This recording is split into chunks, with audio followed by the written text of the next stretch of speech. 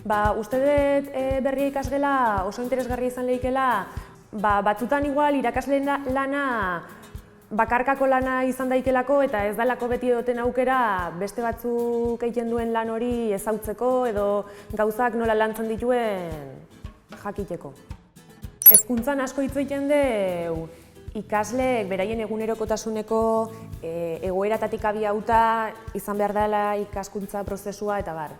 Eta iruditzen zait ikasgelatik leiotxo bat izatea mundura edo gizartera edo gure realitatera oso aberasgarria izan lehikela beraientzat. Edo irakasleek material osagarri bila hasten geanen, gauza desberdinetan fijatzen gean material hori bilatzeko, baina egie da, baldin badakizu material hori euskeraz egongo dela eta gainea egokia izango dela euskera maila hori, erraztasun handia dela. Eta gero uste dut baita oso interesgarria dela eta danontzako ona dela gaur egungo gazteek euskerazko egunkari bat erreferente bezala izatea. Egunero ikasten delako.